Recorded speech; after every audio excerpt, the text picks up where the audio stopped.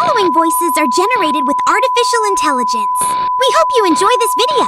What's up, detectives? It's Team Chaotix, and we're diving headfirst into the squared circle. We've been tasked with analyzing the Royal Rumble and WrestleMania 21, but they're from the year 2005. Ooh, a double classic pay-per-view review. Tails, Knuckles, and Rouge are here, and so are our adventure counterparts. Let's get on with it. I'm here because Rouge said there was a shiny prize, and we already reviewed the most recent Royal Rumble event. You know me, Knucklehead.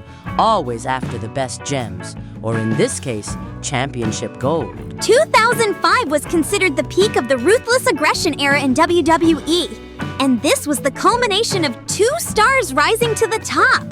And those two stars are OVW graduates John Cena and Batista. As for the Royal Rumble itself, it starts with a singles match between Edge and Shawn Michaels. Edge mocked Michaels by performing some of Michaels' signature taunts. They've been feuding for a while, so this was their blow-off match. Edge gained the advantage after an Edge-o-matic on the floor. Edge performed a spear on the floor on Michaels. In the ring, Edge executed another spear on Michaels for a near fall. After countering Edge, Michaels executed a diving elbow drop on Edge. Edge countered the sweet chin music into an electric chair drop for another near fall. Edge applied the Educator on Michaels, but Michaels broke the hold. Michaels attempted a roll-up, but Edge pinned Michaels with a roll-up using the ropes to win the match. Keep in mind, Edge was in the beginning of his rated R superstar gimmick, and before he had Lita with him, since they were both hated because of Lita cheating on Matt Hardy with Edge at the time. And both HBK and Edge were in the Royal Rumble itself, and both had marquee matches at WrestleMania 21.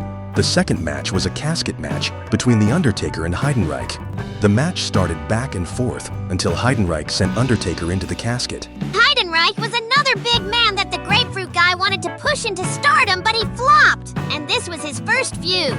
Undertaker applied the triangle choke until Gene Snitsky interfered and attacked Undertaker. Snitsky and Heidenreich attacked The Undertaker and called for the casket to be opened, but Kane was revealed to be inside the casket.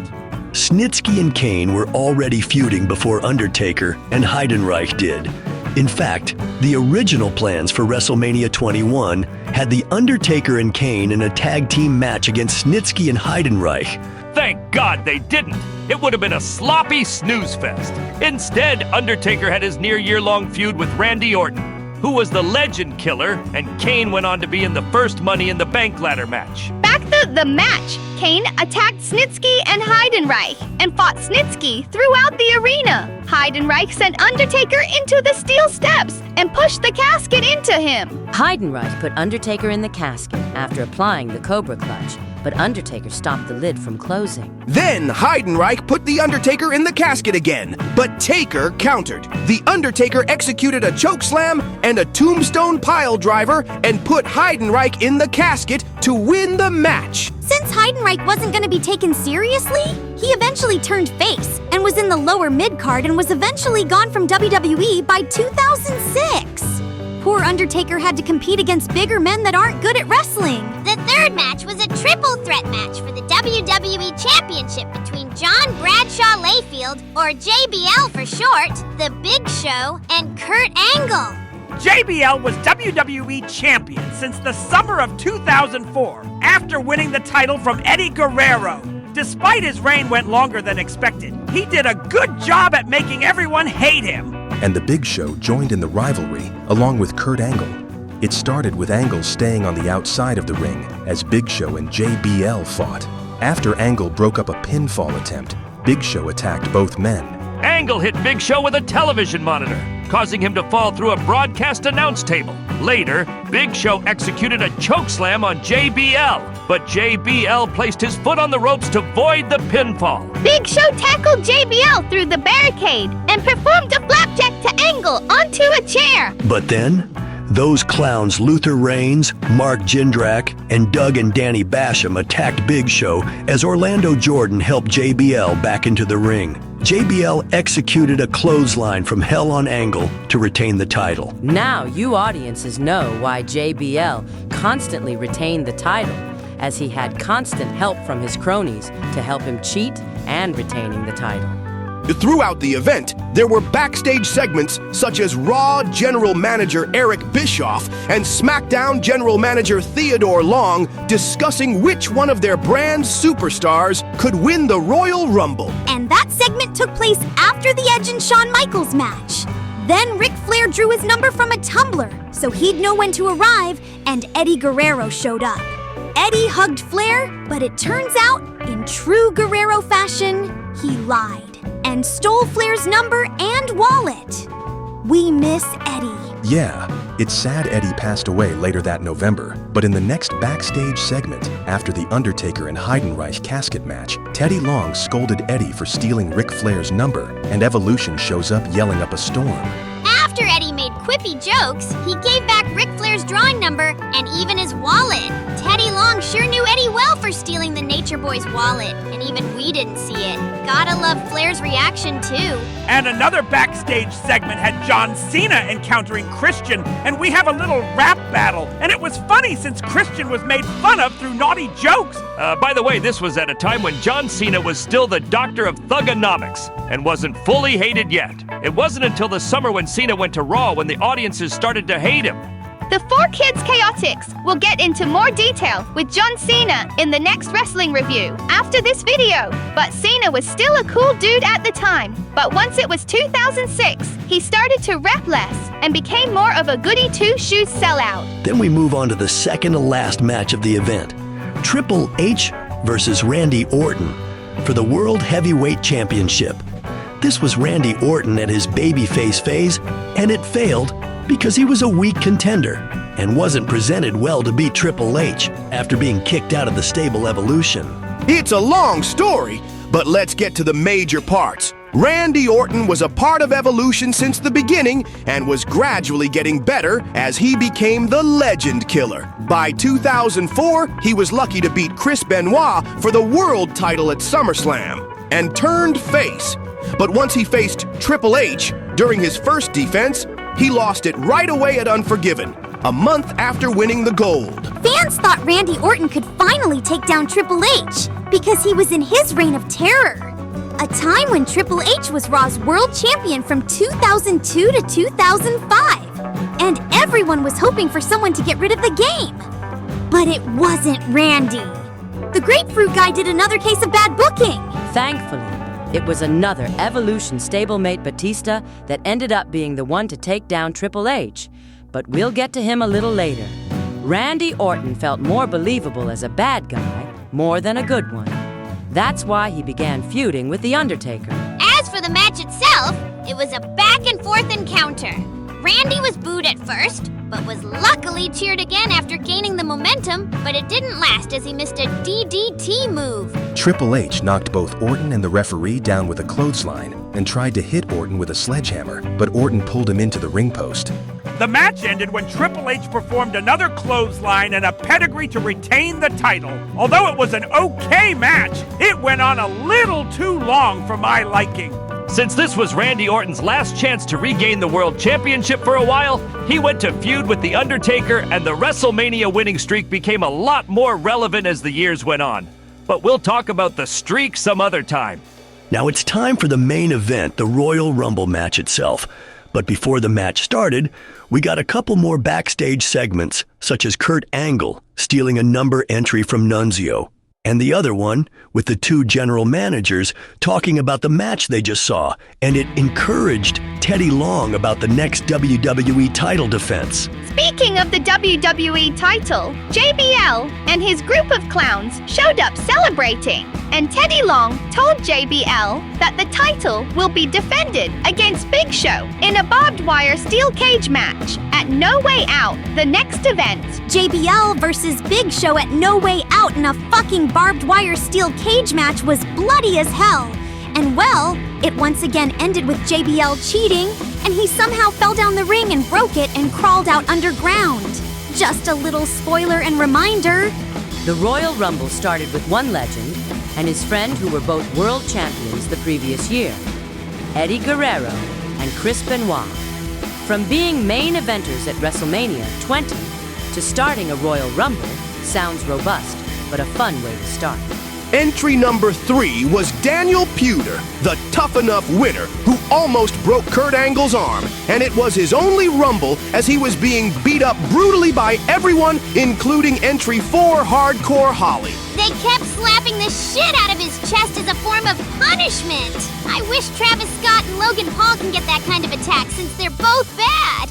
Just after the 3 veterans chopped up Puder's chest, they threw him out of the ring and got eliminated. After that, the wannabe superhero Hurricane shows up at entry number 5, and shortly after, Hardcore Holly was eliminated. The Hurricane was then launched out of the ring around the time entry number 6, Kenzo Suzuki, showed up. Remember him? I'm sure most fans don't remember unless they're eagle-eyed tag team experts. Edge then showed up at number 7, followed up by number 8, Rey Mysterio. Edge sure worked twice in one night. Rey Mysterio immediately went for his friend and eventual rival Eddie Guerrero and went to turn the house down. Rey even eliminated Kenzo Suzuki.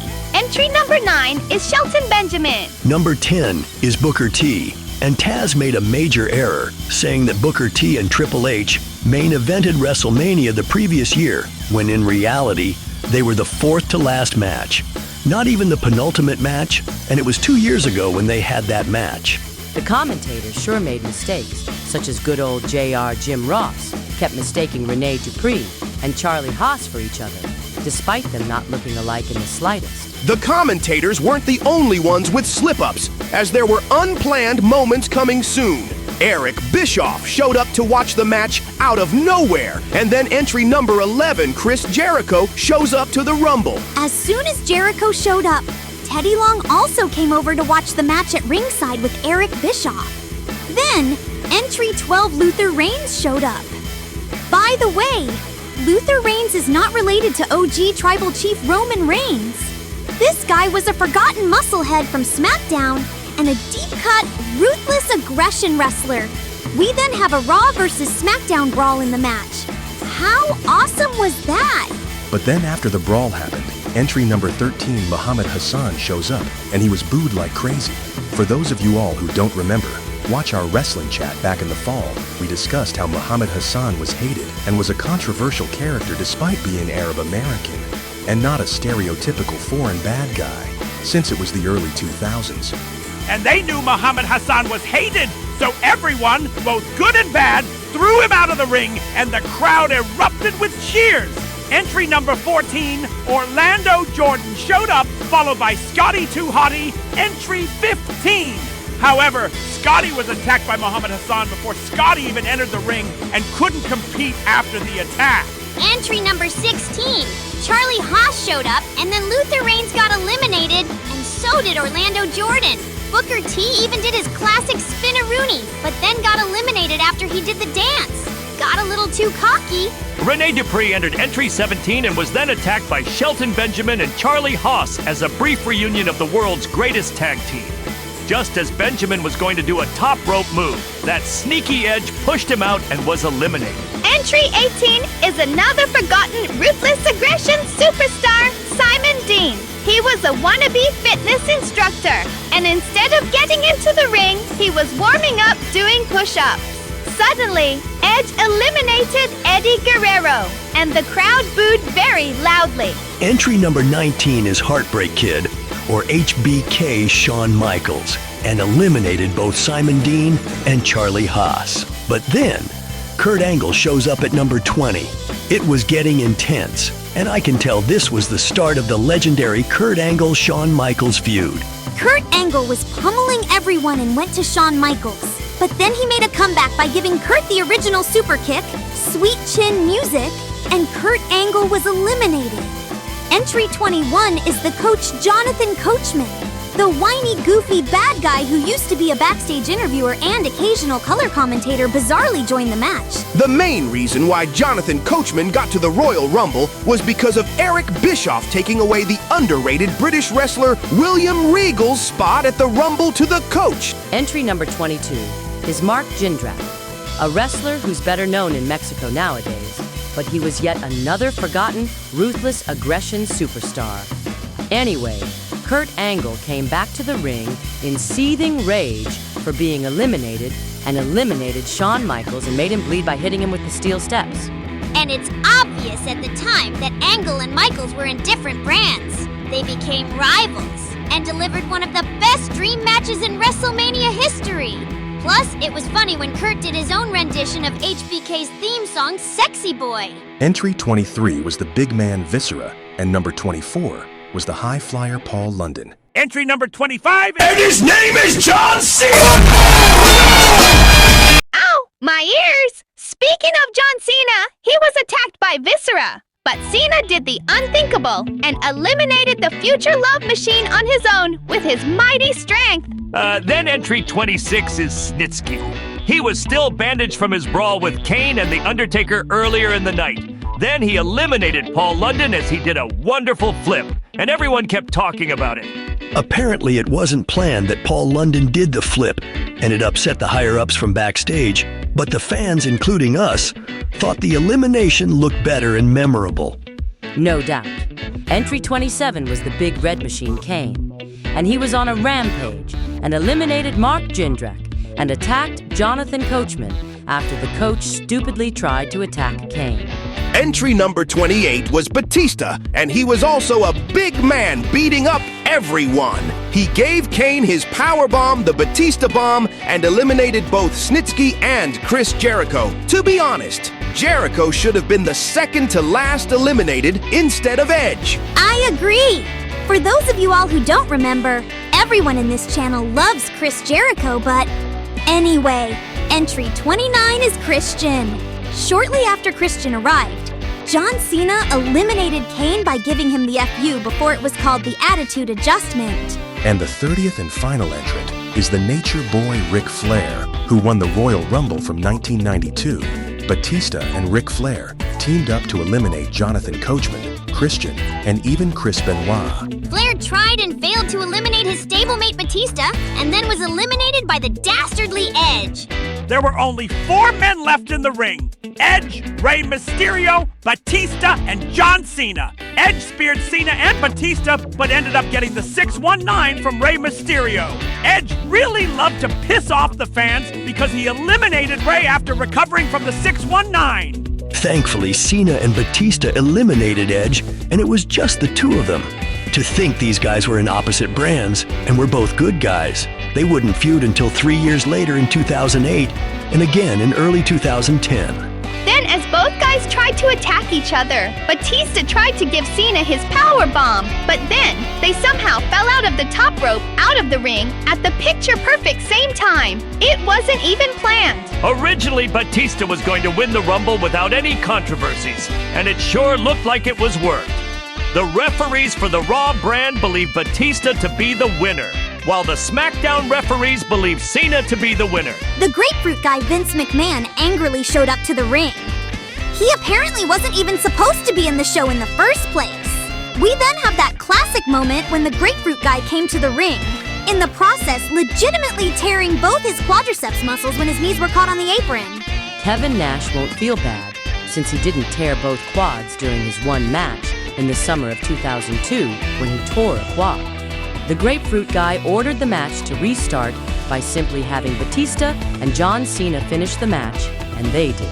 I'm amazed the grapefruit guy wasn't seething in pain. He looked like a spoiled child in the ring sitting down. He even tried to power walk out of the ring and further injured both quadriceps. Ouch! We'd need wheelchairs if one of us tore a quad. The match got its proper ending by Batista giving John Cena a spine buster and eliminated him to win the match. Batista became the winner of the 2005 Royal Rumble. What an awkward yet legendary way to end a classic Royal Rumble from the 2000s. John Cena and Batista both fell down the ropes at the same time. The grapefruit guy tore both his quads and ordered the match's ending to restart, and Batista won.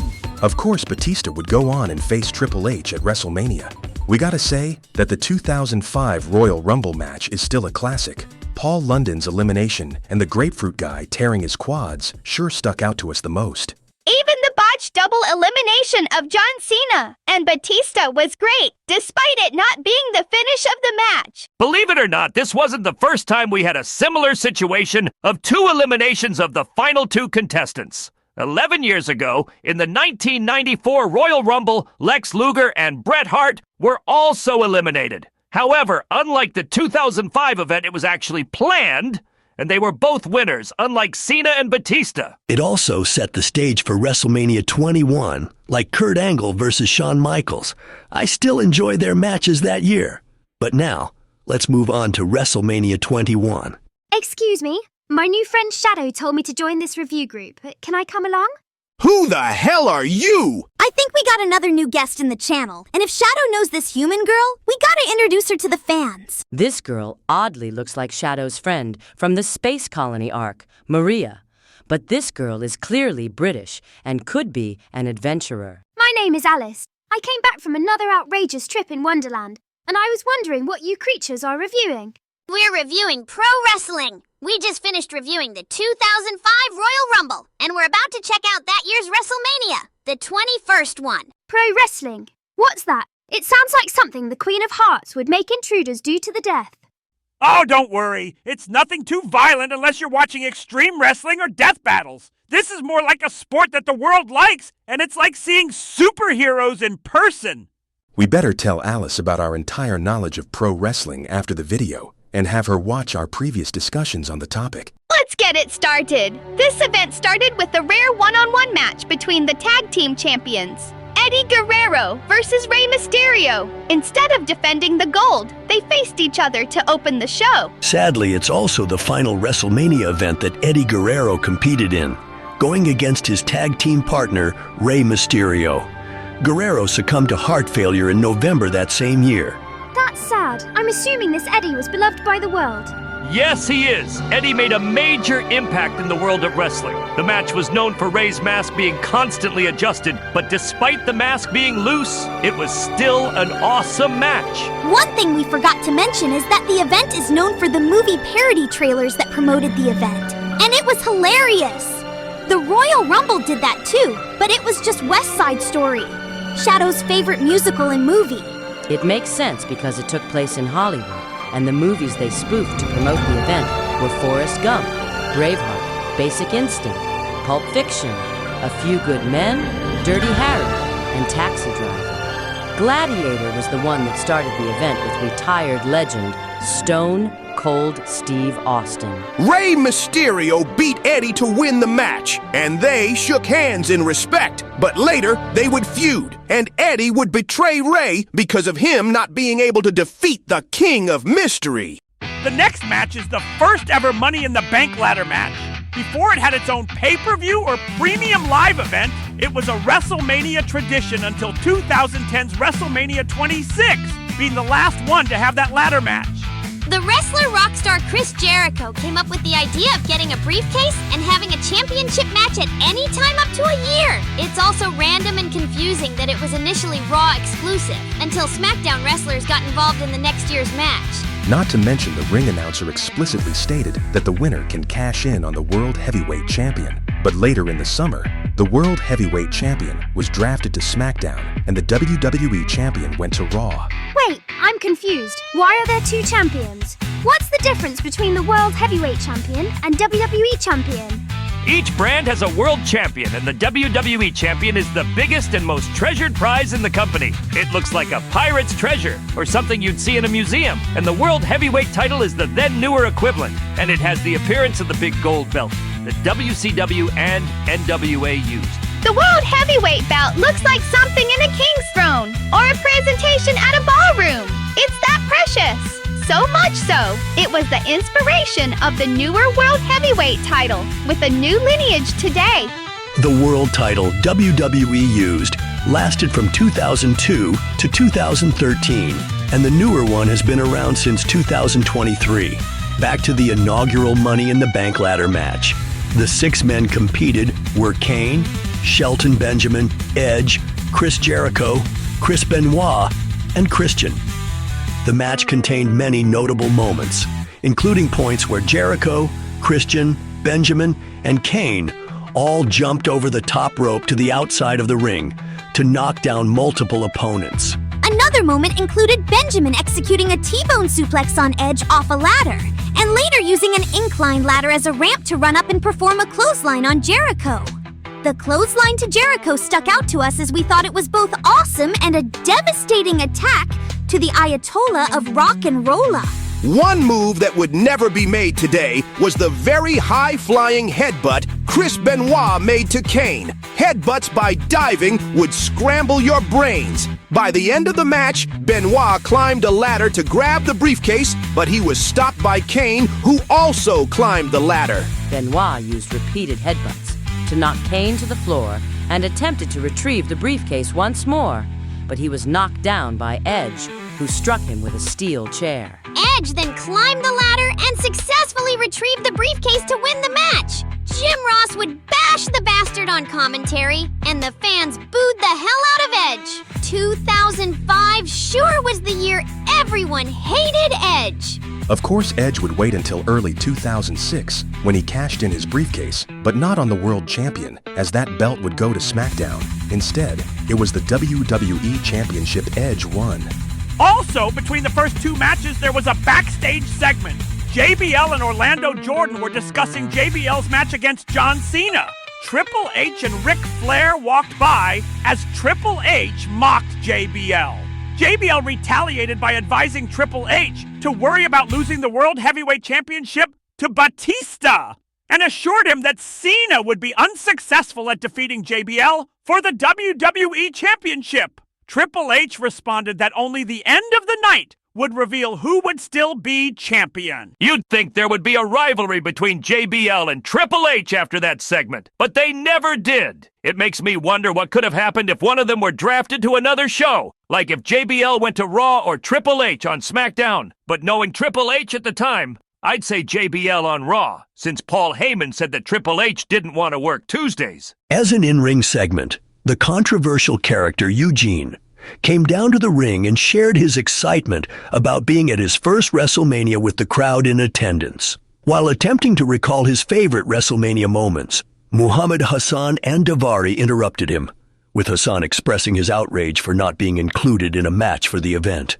Hassan said that he wasn't scheduled to compete at the event and was therefore not allowed to experience his own WrestleMania moment. He decided to create a moment of his own. Following that remark, Hassan and Daivari began to beat up Eugene. Eugene was placed into a camel clutch while Daivari insulted him.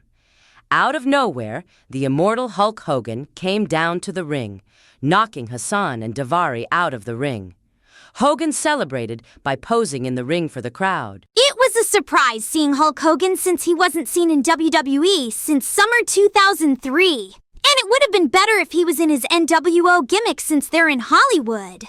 I guess Hogan couldn't find black and white and went with his red and yellow. By the way, Alice, Hulk Hogan is one of the most iconic wrestlers that made wrestling big in the 80s. But he's a bit of a racist nowadays. But if you ignore his stupid lies and offensive beliefs, his presence in this industry is humongous, like his muscles. Thank you for the information. I'm getting fascinated with this wrestling. What's the next match in this here WrestleMania? Oh boy, this one is a big one. The Undertaker versus Randy Orton. After Randy wasn't doing well as a good guy against Triple H, he became a bad guy again and went after legends again, and The Undertaker was one of them. It was the first match that mentioned The Undertaker's undefeated WrestleMania streak in an extensive note, and Randy wanted to conquer it, and it was a Raw versus SmackDown match, as Randy was from Raw, and The Undertaker was on SmackDown. Their rivalry surprisingly started here at WrestleMania, rather than ending it since they feuded up to December at the Armageddon event. The match had Randy's father Bob Orton interfering and attacked Undertaker with his arm cast, causing Randy to gain control of the match. Undertaker attempted to chokeslam Orton, but Orton countered the maneuver with an RKO for a near fall. It was a shocking moment, as lots of people thought the streak was broken, and Randy's counter looked awesome. Orton then attempted a tombstone pile driver on The Undertaker, but it was reversed by Undertaker into a tombstone of his own to win the match and continued his undefeated streak at WrestleMania with a 13-0 record. The next match was for the Women's Championship. Trish Stratus defended the title against Christy Hemme, who was accompanied by Lita. Lita was injured and wasn't with Edge yet, and the match was short and sweet. Trish Stratus would have an even better match against Mickie James in the next year's WrestleMania. Too bad Christy Hemme didn't last long in the WWE, but at least she's better known for her time in TNA Impact. The fifth match was the dream match of Shawn Michaels and Kurt Angle. We already mentioned earlier that they first encountered each other at the Royal Rumble, and this match would be their big showdown, and another Raw versus SmackDown match at the Granddaddy of them all. Granddaddy of them all. Do all the wrestlers meet their grandfathers in a big event or something? No, it's a nickname for WrestleMania. And there's more like the showcase of the immortals, the grandest stage of them all, the show of shows, and the greatest spectacle in sports entertainment. Kurt Angle versus Shawn Michaels started as a staring contest, since dream matches always have one of those. Then it was back and forth action between the two. Midway in the match, Michaels hit Angle with a low blow after he countered a suplex from Angle. Following the low blow, which was not seen by the referee, Michaels leapfrogged from the ring and laid out Angle on a broadcast table. Angle would then gain control of the match, as he would force Michaels to submit to the ankle lock to win the match. After the match, Shawn Michaels was given a standing ovation from the audience, and we did too.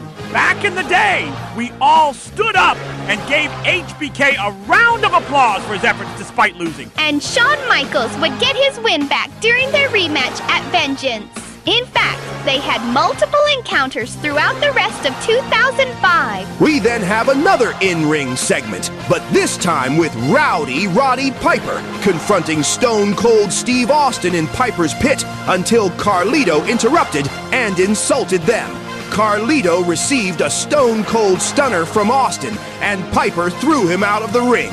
Both ended the segment celebrating with beer, until Austin gave Piper a Stone Cold Stunner. This was Steve Austin's first appearance since April 2004, when he was the sheriff of Monday Night Raw. The next match was the Big Show, facing off a real sumo wrestler, Akebono, in a sumo match. The match was a little over a minute, and Akebono won the match after he threw Big Show out of the ring.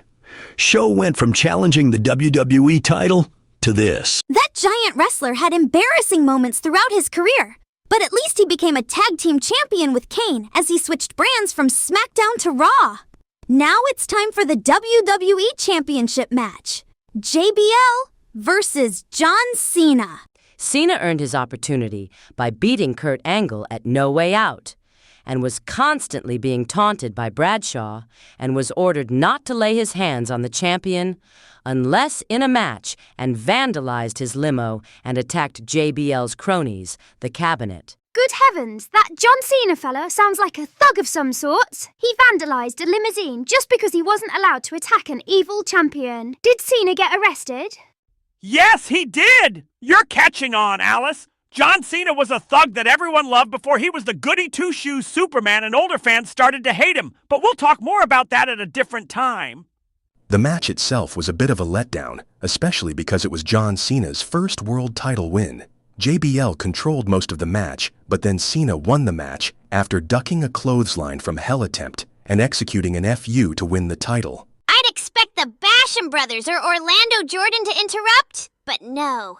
There wasn't even any weapons, but thankfully there was a lot of blood during the rematch between both John Cena and JBL at Judgment Day. You know, I always thought John Cena was a fighting champion, but over the years, he was so generic and stale. Seeing this John Cena again makes me glad that he has a backbone again, but I'm sure you 4Kids crew will talk about John Cena's retirement tour later this year. Another nitpick that made us all angry was the WWE Championship belt being redesigned. It had its undisputed championship design from 2002 until the spinner belt was introduced in the April 14th episode of SmackDown.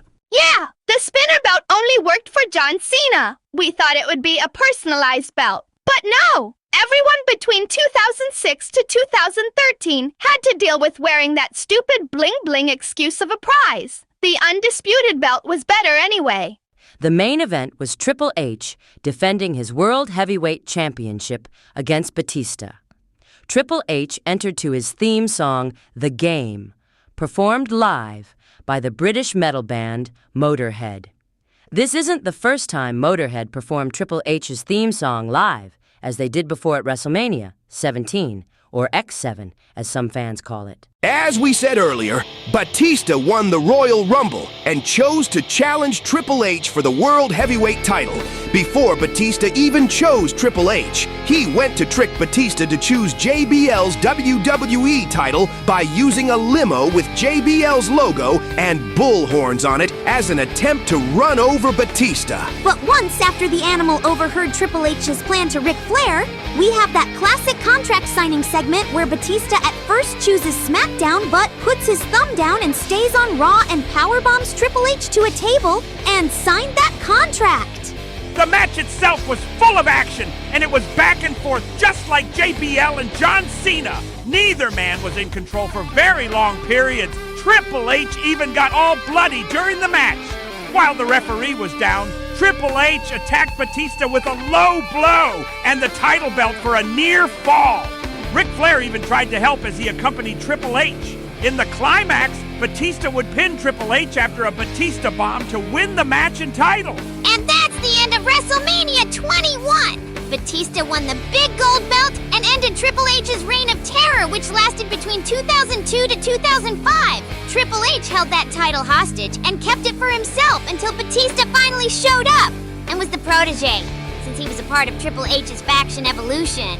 Although the match itself is equally as bland and disappointing as JBL and John Cena's title bout, at least Triple H and Batista had a couple more rematches, and Batista beat Triple H in both matches and solidified himself as world champion. Triple H wouldn't beat Batista in a match until 14 years later at WrestleMania 35. And poetically enough, John Cena and Batista would both remain champions for the remainder of 2005 and would swap brands thanks to the draft. Cena went to Raw and Batista went to SmackDown. Even the championship switched brands with them. What did you think of WrestleMania 21, Alice? Would you want to watch more pro wrestling? We'll tell you all of its history and its big-name superstars. It was very loud, and everyone was hitting each other, and climbing things, and wearing belts. I'm still not quite sure I understand. It'll take time. It's a unique form of entertainment, to be sure. It's all about the excitement. You'll love a lot of the stories and the high stakes. I like the flying and the ladders. In today's WWE, I enjoy Tiffany Stratton. Pro wrestling gets better as you watch more of it, and I enjoyed 2005's WWE. It was a sparkling success, too. Don't forget that we have to play SmackDown vs. Raw 2006 at some point soon. That should be the big wrap-up, ladies and gentlemen. 2 shows from 2005 have been reviewed, and we'll be back reviewing Elimination Chamber before the end of this month. Be sure to like and subscribe, detectives, and remember to hit that bell icon. You won't miss any new videos. Maybe something a little less impactful for Alice? Whatever it is that can keep me engaged, I'm down. And spread the word. Follow us on Instagram and stick around and stay tuned for more new videos. Alice, you're new here, right? How about we all go look for Silver and smoke a joint, and you say our thing? That's perfect. I got a nice hookah I got from a caterpillar. We can pass it down and I can bring snacks. We'll see you all later. Peace out and rock on. This has been 1CL Productions. The end.